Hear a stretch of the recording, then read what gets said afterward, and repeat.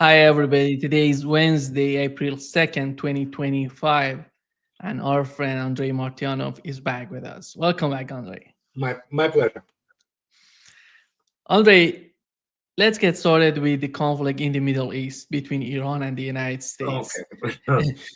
It's so confusing the way that Donald Trump is dealing with both Iran and Russia. 3 days ago, we learned that Donald Trump was commenting on both Iran and Russia that he's going to put more tariffs on both countries and he's going to bomb Iran as well. Yesterday, it was confirmed by Israeli media, Channel 14, that they're going to I bomb know. Iran the way that they have never seen since World War II.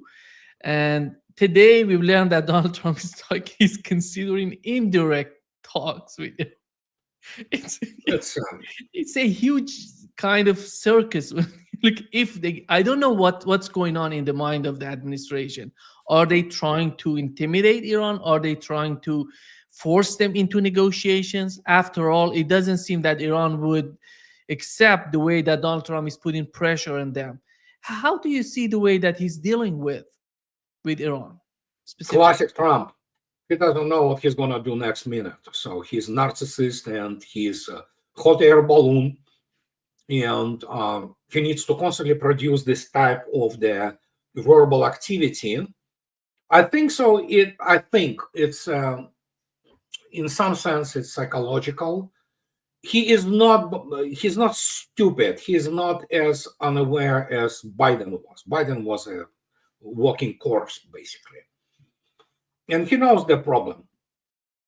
He knows the problems of the United States, and I think that from this point of view, considering how the United States really declines, and especially militarily, he needs to constantly produce this kind of verbal activity to cover up things which are happening, despite whatever he says or anybody in Washington says, because there are some, fundamental laws, so to speak, of geopolitics and economics, which are at work here, and they cannot be changed. And Israelis, who obviously have a massive influence on the Capitol Hill, they control pretty much Congress. Netanyahu is also probably not without the justification, says that he can control Trump. Yeah, Trump is Zionist.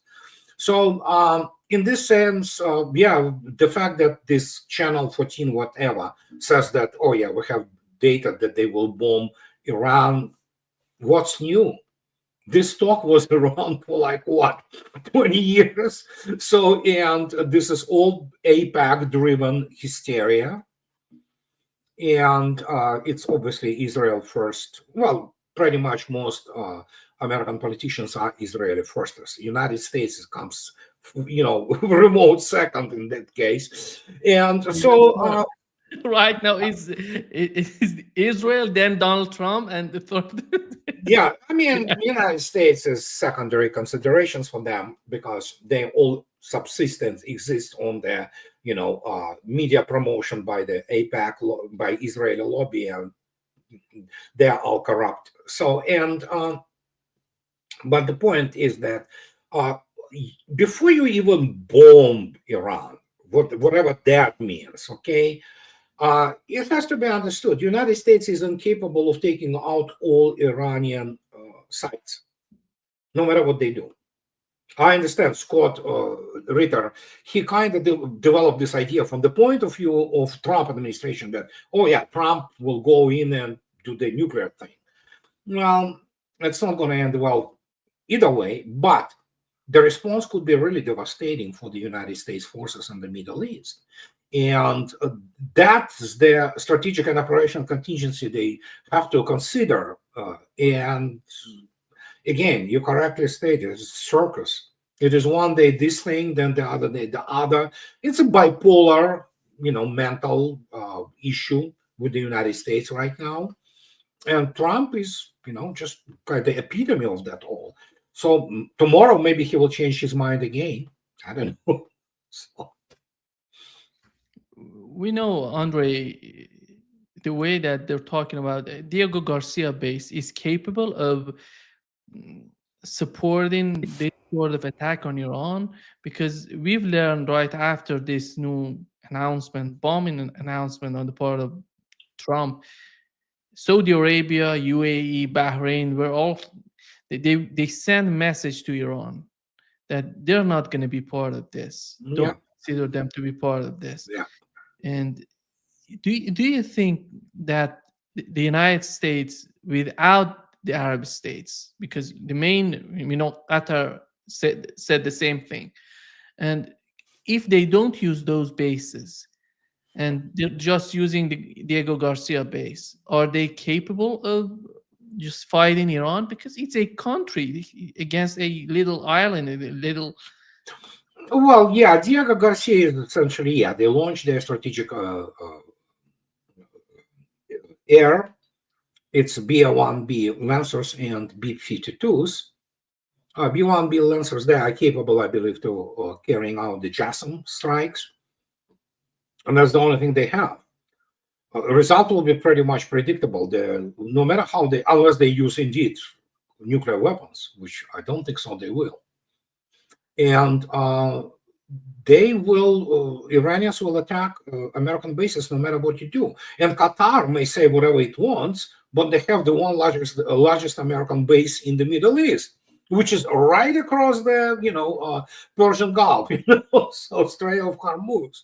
So it's not a long flight time there, and so it's going to be a horrendous mess. We cannot even, just comprehend yet what it may result in.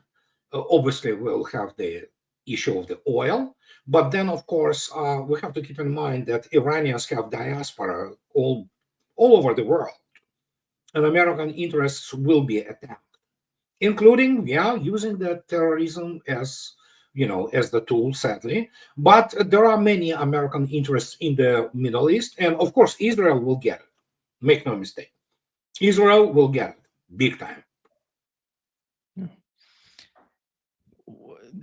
The situation with Russia, Andrei, it seems that as time goes by, it's getting much more complicated. Today, Kremlin criticized the U.S. silence on Ukrainian strikes against Russian energy infrastructure.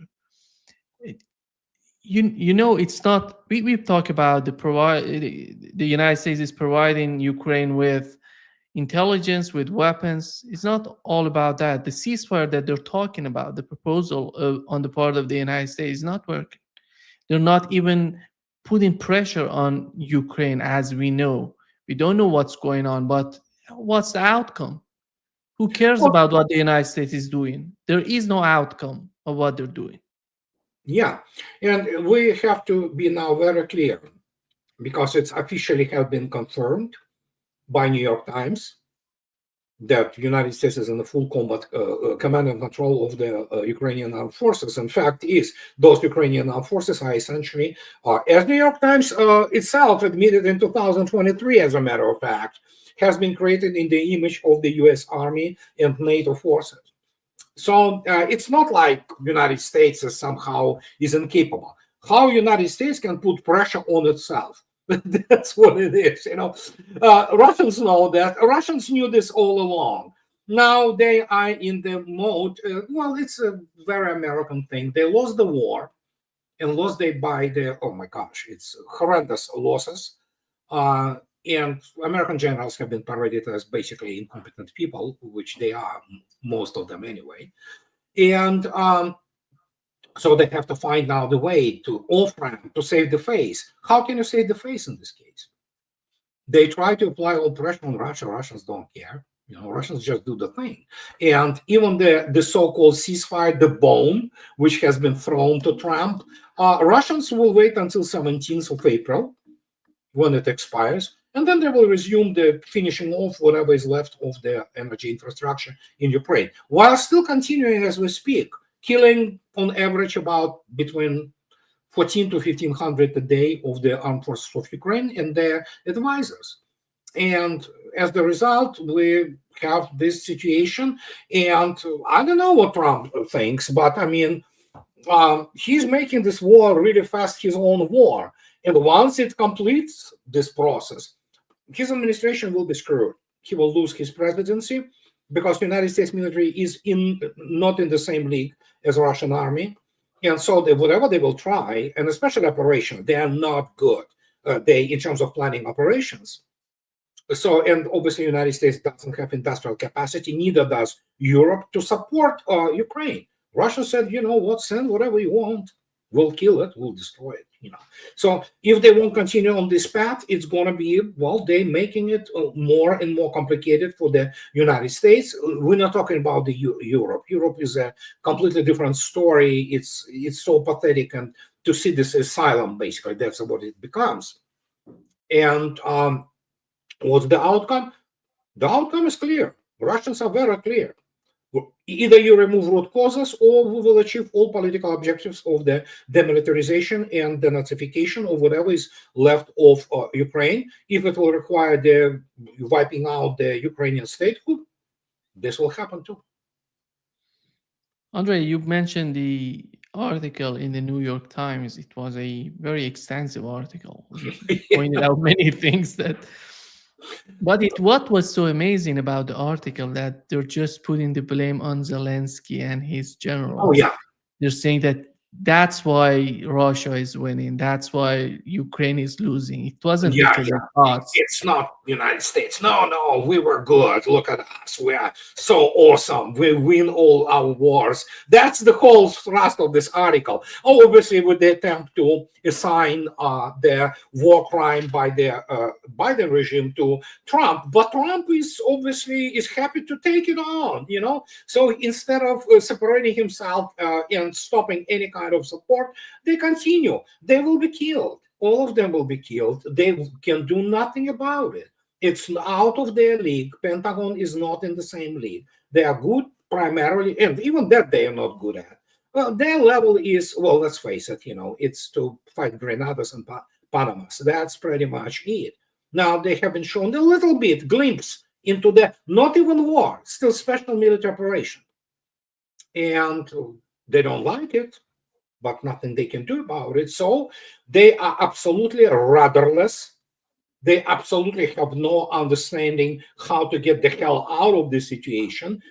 And they already lost the face. And now when the New York article confirmed that Russians knew all along that it is a U.S. army essentially fighting there, our NATO forces fighting there under full command and control. So there you go.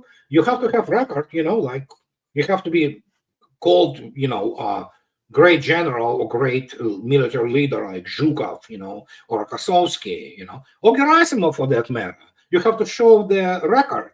American generals show the record of losing wars all the time. They are not good, not just strategically.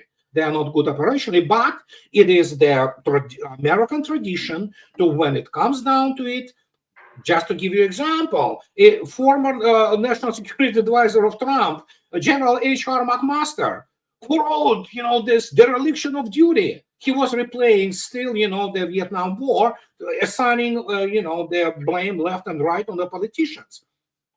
All these excuses. This time, it's again excuses. We're so good, but these are Ukrainians which lost the war.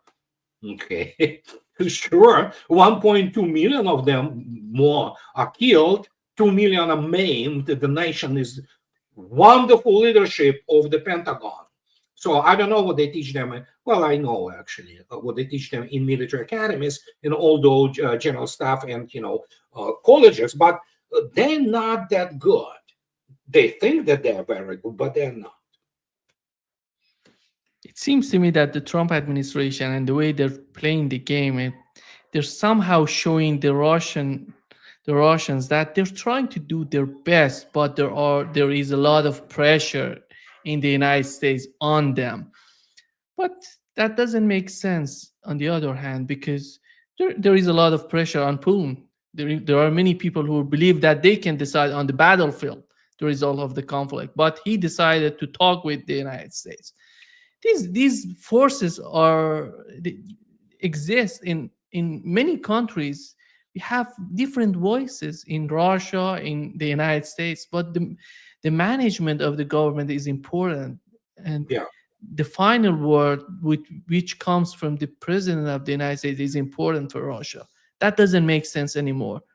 They're just No, playing no, around. Russians are not idiots. They know that it's all worthless. But as I use this phrase, including in Russian, that Russian diplomacy is really good at pulling their tomcats gonads, the balls.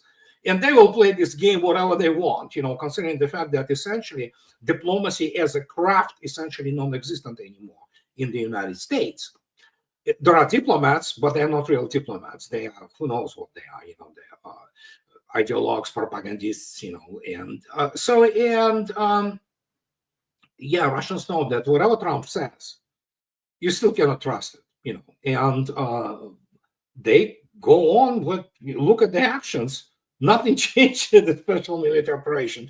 It proceeds every day as it was before. So Russians will wait out this, whatever, the energy ceasefire, which, by the way, Ukraine already, which is essentially United States and NATO allies, if you wish, already basically violated it because that's what they do. They lie. And then she will resume. And yeah, no, everything is decided on the battlefield. And we know the score.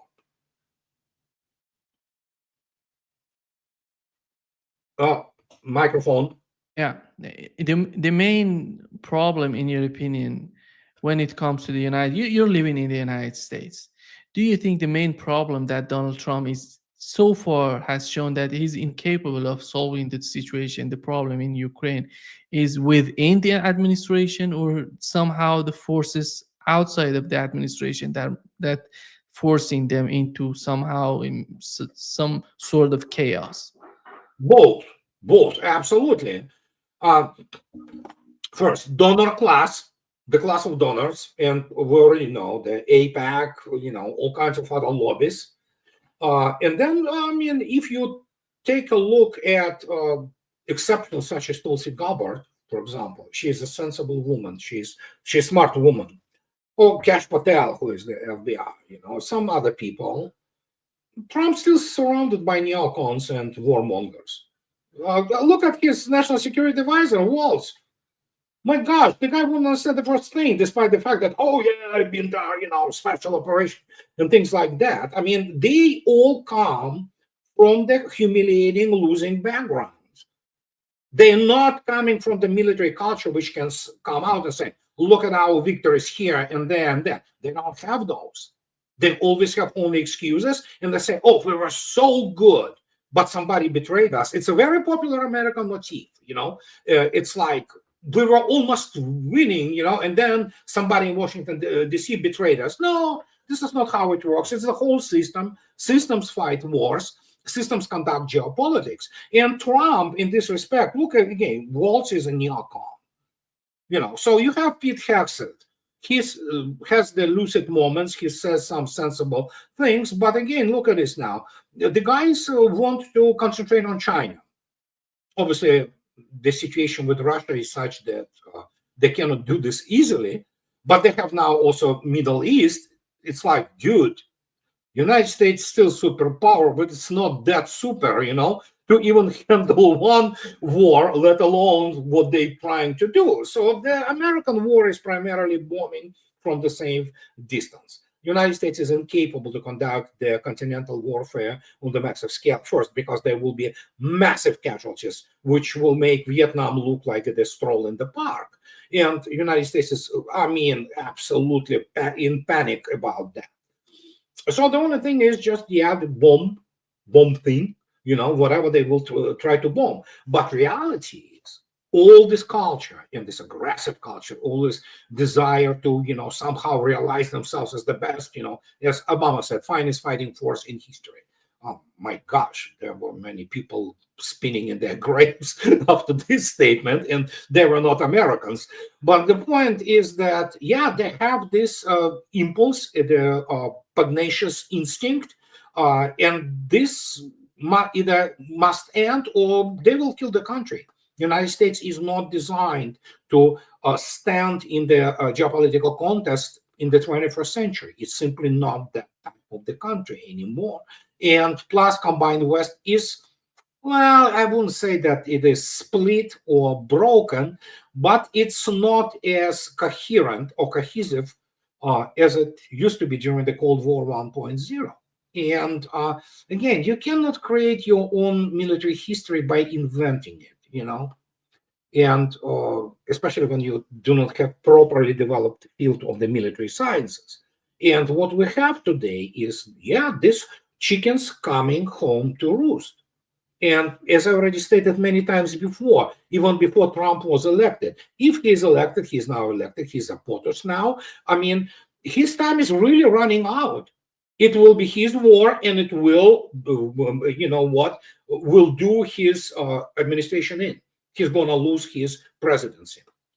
Not necessarily he will be impeached, but he is going to lose his presidency. It's going to be the presence of these chaotic, self-contradictory statements, lack of any serious policies, and the only thing him shaking hands, shaking those fists, saying we'll bomb you.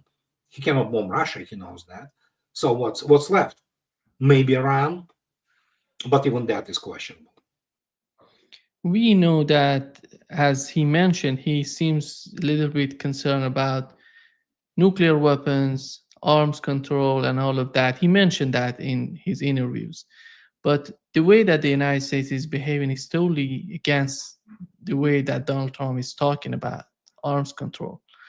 And you see the situation with Iran. For the first time, we had one of the officials, Ali Larijani, everybody knows him. He's an advisor to the supreme leader of Iran. He said, if Iran is attacked, we're going to build nuclear bombs. Yeah.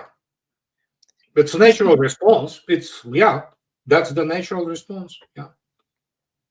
You're trying to do something with Russia while you're just letting Ukraine whatever they want to do. Just, I don't know, attacks. And no, you cannot. United States is not agreement capable. So this tradition continues. With Trump, as I already stated, the guy come on, each day it's some new statement which contradicts the previous one, and they are absolutely lost in this world. And the reason they are lost, if you look at this system, and obviously we have the political system of the governance, okay, which operates as some kind of organism. The organism is ill, it's sick. It doesn't produce proper liquids, proper hormones, and all things of this nature, which sustain you and make you, your life, to continue, let alone enjoy it. And America is sick, is ill in this respect. And because, as I already stated, chickens are coming home to roost. For example, take the social media. Suddenly, you cannot hide war crimes. Many archives are being opened, and people begin to ask questions. Those people who really matter, who are people with the brains, and there are many people in the United States who are, unlike many Europeans, they still think, they might not be necessarily, they're very articulate, or, some have a very strong political positions, but they read things, especially alternative media, as Tucker Carlson, Candace Owens, just look at this, Judge Knapp, they have enormous audiences. They command the attention of many people. And they begin to ask the question, how did it happen? Americans are not necessarily aggressive people, except for some, fanatics, especially Christian Zionists and, that type of people and so-called conservatives. But in reality, they are rhinos. So, and they ask the question, how the hell did it happen? How did we find ourselves in this position? And if you begin to tell them that, actually, dudes, it's not just the economic system, which is essentially financialization of the American economy. These are wars, for which United States never was designed to fight. It's not continental power in traditional understanding. It never was shaped as the continental power through the continental warfare. And so you have those guys who lost all their wars, but they still continue to come in and say that, oh yeah, we know how to fight it. No, you don't. Your military education is not even designed for that. And so as the result, we have this, discrepancies, and this, how to say it? It's a serious, historically significant factor in essentially what is happening with the United States is with its decline, geopolitically, economically. People say that, oh yeah, he imposes the tariffs. Yeah, try, impose, see what's going to happen, It's not like this anymore. And indeed, we live in the tightly interconnected world, and information travels extremely fast. That is why, for example, mainstream media, they are losing audiences that fast. And United States, it's up to United States to decide if it's going to be, if it wants to be one of the three major or superpowers globally, or it's gonna stop being one at all. In fact, is after that we have to look at essentially if United States can sustain itself as the unified country. It is the torn country as we speak now. So there is a whole basically strata of the population. They are just nut jobs, woke nut jobs with their brainwashed into their basically culturally and socially suicidal and homicidal ideologies. Europe is already done. It's not going to recover. So, and if United States wants to follow this way, what can we do? We can only elect what we have. I went out and voted for Trump, not because I like him, but because it was the lesser of the two evils. Simple as that. Andrei, since Donald Trump took power, we had two sort of voices, two different voices toward the conflict in Ukraine. One coming from the United States, the other one coming from the European countries. And as time went by, and I was believing that the Europeans gonna get closer to the Trump sort of point of view, but you see Donald Trump is getting closer to them. And it's so amazing to me that today we've learned that the US Treasury Department has announced new sanctions on 4 Russian individuals and 3 companies. Why do you need to do that? Why is that? It's exceptionalism, narcissism, and in a sense, it's tantrum. The policies of the Western. Listen, we are looking at the millennium to half millennium scale once in this 1,000 years to 500 years event. It's the decline of the West. It's being defeated. It was already defeated thoroughly on the battlefield, and now we're looking at the Eurasian land mass and the shifting of the major, economic, so to speak, fulcrum, if you wish, focal point there. I mean, people still do not understand. Well, that's what I'm, and because they are brainwashed. I mean, basically, the education from some kind of the Harvard or Ivy League or Oxford, humanities, department like political science or economics, it's garbage essentially. And so I repeat it all the time, put France and Germany together, they still are dwarfed economically by Russia. And then you have now the last one, United Kingdom, probably that they will lose the last smelting plant, the metallurgical plant. And they're still G7. How the hell this third world country is in G7, grade 7? Economically, they are midgets.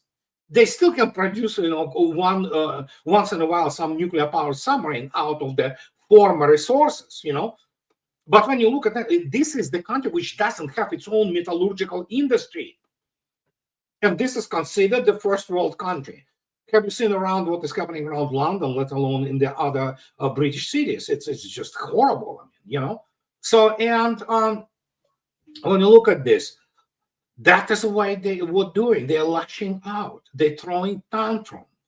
And when you look at the level of the maturity of those elites, they are kindergarten.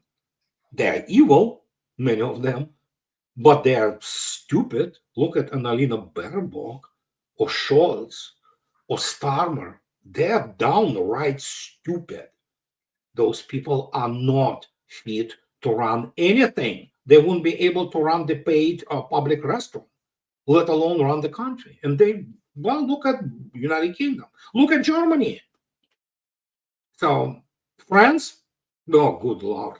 You know what happened in France now, right? Europe is becoming the totalitarian concentration camp. It will become. and it will be poor. It's already becoming poor, and yeah, democracy. Right? Don't even use this word. Okay, so it would have 1984 going on, and this is the result of the historical loss, inability to adapt, inability to develop itself, and lack of resources.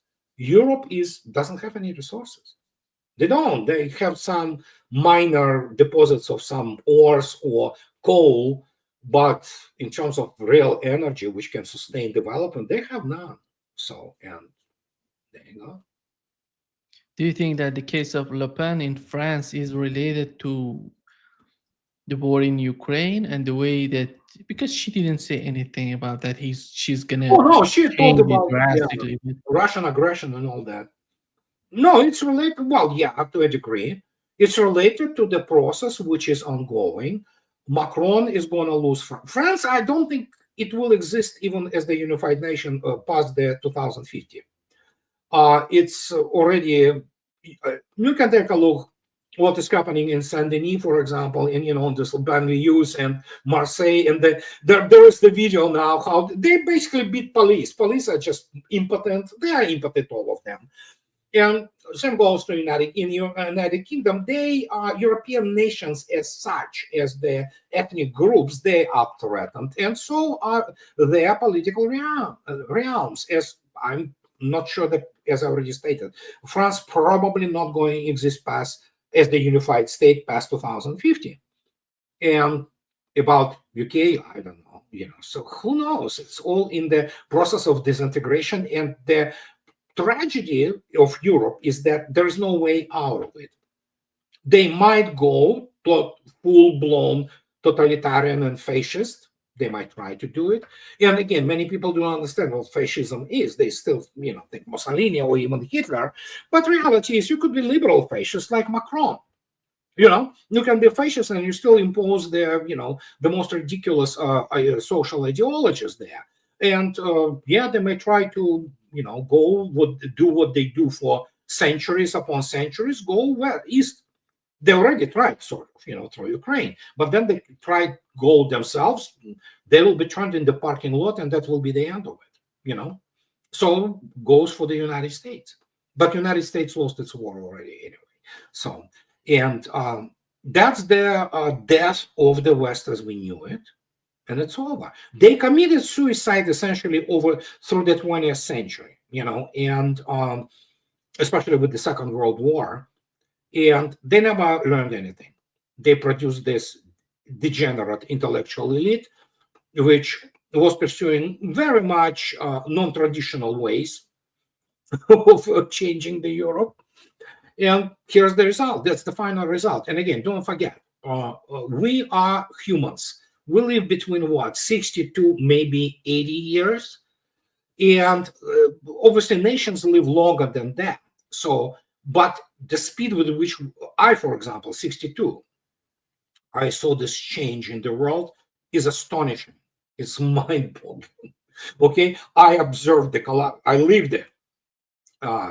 Collapse of the Soviet Union. Now I'm living in the what would be technically West, and I see the collapse of the combined West from the inside. It's just absolutely fascinating, and it's sad in a way, that not everything is bad or was bad about West. But again, if you look at the 20th century and this political upheaval, these are now nuclear weapons which only keep us from unleashing the World War III in a full-blown conventional way. Simple as that. And of course, new technological developments and things like that. If not for that, we would have been at war again. And the West would have been marching to Russia to get resources, which they need. They need them desperately. But the problem for them is Russia's weapons and armed forces are such that they will be annihilated even when they think about it. Russian president has announced that Xi Jinping gonna be in Russia for the Victory Day on May 9th. Yeah. And Andrei, we have a sort of communication between Russia and China. that doesn't exist between the United States and Iran. Even with Donald Trump, he was just, I'm gonna change everything. Yeah. I'm gonna put an end to the conflict in Ukraine. Russia should be our friend, and we don't have anything against them. But nothing is happening, Andre. Do you, if the United States misses this opportunity, that I believe that they still have it under the Trump administration to make a better relationship with Yeah, Russia. they still do. Yeah. Yeah. And you look at Russia and China. What's missing in between Russia and the United States? The most important factor that is missing is what's that? United States emerged as a superpower. I mean, it was always obviously a very developed country in the beginning of the 20th century. It was industrial superpower. It wasn't military superpower. It was a great navy, uh, but its army was the 12th in the world actually by the size, and they were running the military exercises with the trucks, with the tanks painted on them, or just the cardboard things, and so uh, they became superpower because of the Soviet Union, because the Soviet Union did the heavy lifting and defeated the Nazi creme de la creme. Not only Nazi, European. It was European invasion, just headed by Hitler, and there were Romanian, Italian, Hungarian, armies, or SS divisions from. I mean, it was Europe, okay, and Russians defeated it, and United States, as it was in the case with the First World War, they came to the very end, but they obviously shared, deservedly so, the victory, common victory. And as a result, the whole world was in ruins. And by the end of that time, United States, by 1946, it was the country which was responsible for the 50% of the world's output. Can you imagine? The Soviet Union was completely destroyed, and they thought we are the, rulers of the world. They started to lie about how they defeated Hitler, of course, with a small help from those, 27 million dead Russians. But yeah, we are the greatest. And in some sense, it was.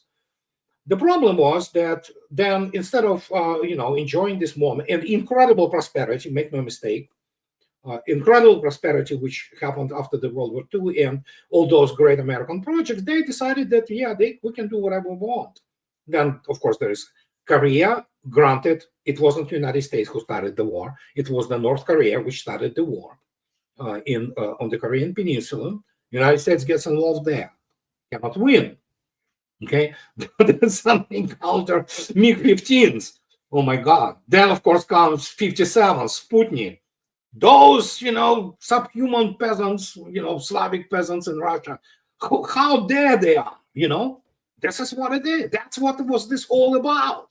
How dare they are to do this? We are supposed to be this. How dare they are to challenge us that we didn't win the Hitler? We were just basically important, but the second fiddle, And it's like then Gagarin flies. Then suddenly Soviet Union gets a decent, standard of living and the best public education in the world. They were like this cannot be happening. It's supposed to be us. So yeah, there was a prosperity. United States wasn't touched by war. That's why United States doesn't know what war is. And as a result, they have this,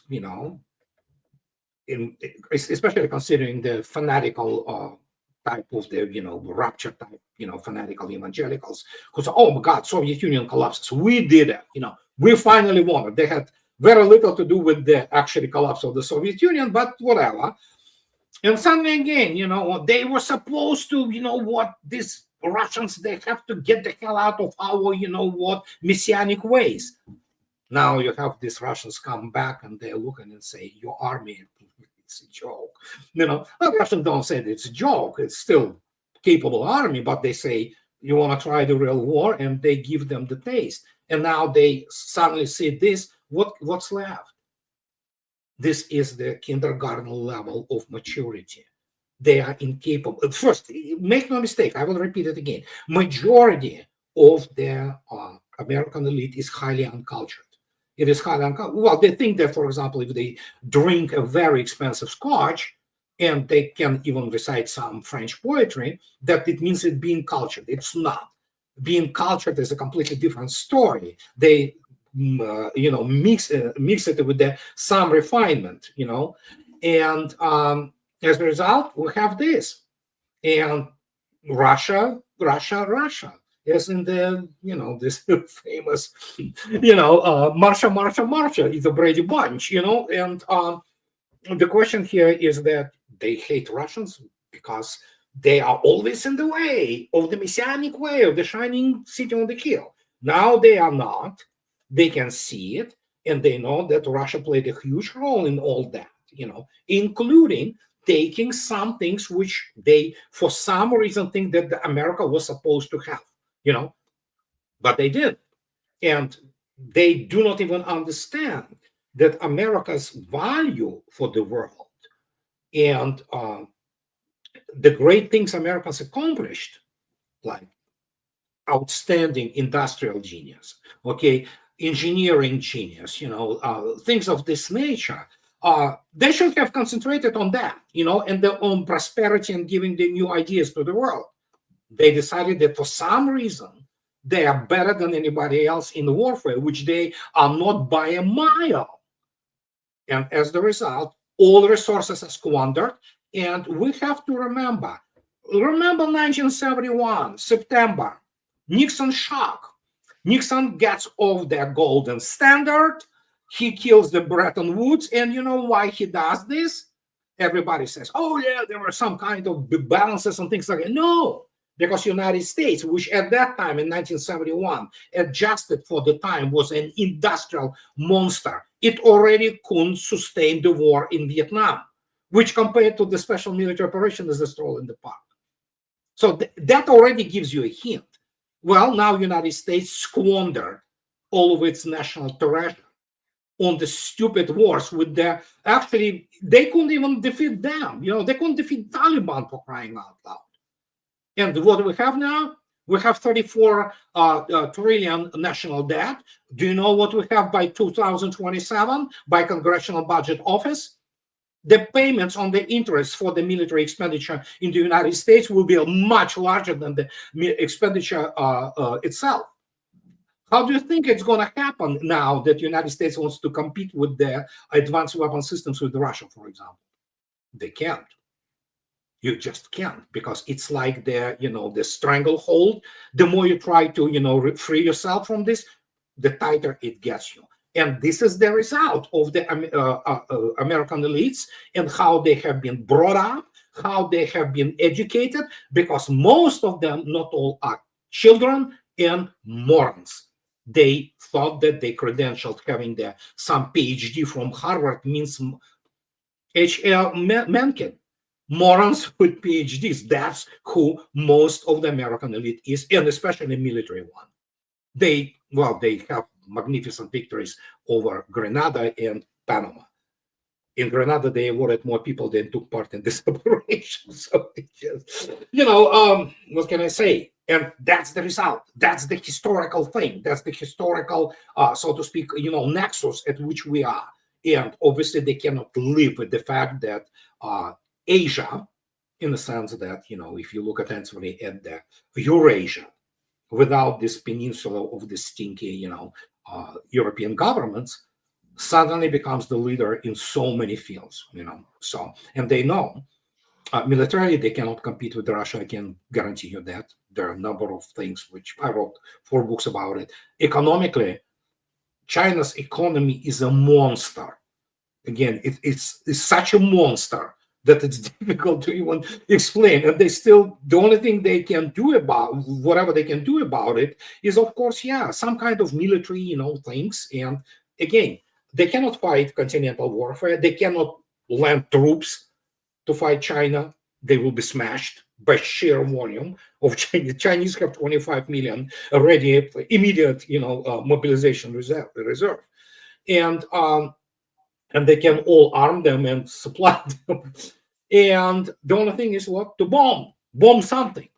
So to show that we matter. And okay, let's go into the, obviously, from Israel's, so to speak, with Israel's guidance, let's go and bomb Iran. Could they? Probably, but we don't know yet. Andre, it's so amazing. You mentioned China, and when we compare it to the United States, even under the Trump administration, you see Donald Trump in terms of the conflict, he's just getting more aggressive day by day. And in terms of the economy, he's just putting more tariff sanctions on other countries. On the other hand, you see China, we had the first, it's huge. We had the first meeting, China, Japan, and South Korea. First economic dialogue. This is huge. Mhm. Absolutely, gigantic. And it's totally missing in the mindset of Oh the yeah, it's administration. average American political and especially media. They are morons again, and I mean it. They do not understand what is happening. They don't have the toolkit. Those few who have, they either in the at best advisory role, or for the most part, they're not even allowed in the top of this whole mess. Yeah, it is huge. And that China now limits its investment into the United States officially since today.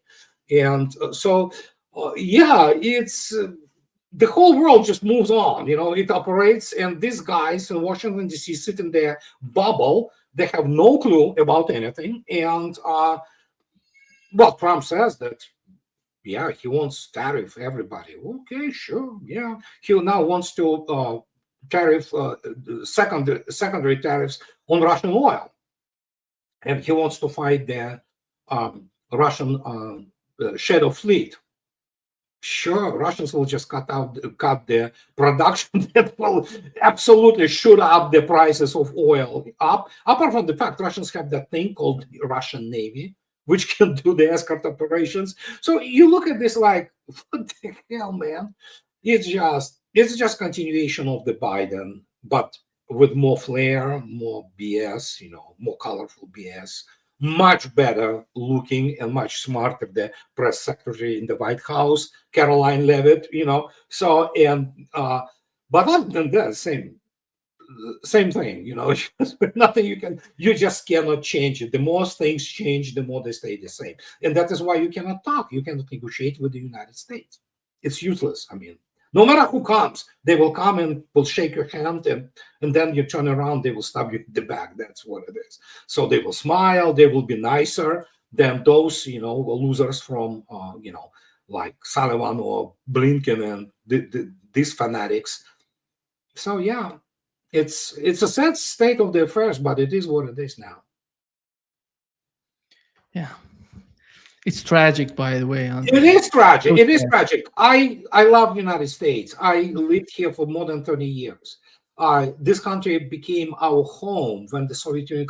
It's difficult to explain what it was. It was the Civil War, essentially, and especially where we were coming from. So we kind of, pledged our, life essentially for this country, not because it was just nice. And our life initially wasn't very easy at all, to put it mildly, So, but we treasured what we saw, and then it started to change. Now, after 9/11, everything went down completely downhill. Although I would say that it was Clinton administration which already laid down the foundation for what we are observing today. And after that, we take a look at 9/11 tragedy and what happened after that, and here we are today.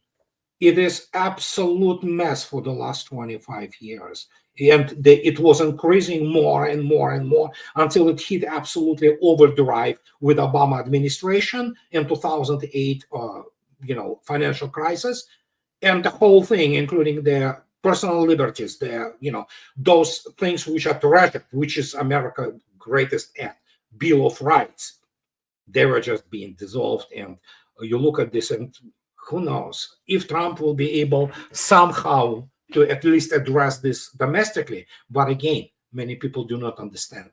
American domestic politics is tightly tied today to the outside world. This is what they do not understand. and they do not understand. The same as it was in the World War II in many senses, that what is happening now somewhere around Donetsk or Kharkov has a direct bearing on so many things in the United States. These people in Washington, most of them, they don't understand this. They don't have toolkit. Thank you so much, Andrei, for being with us today. My Great pleasure. pleasure as always. And Bye-bye. take care, Andrei. Bye-bye.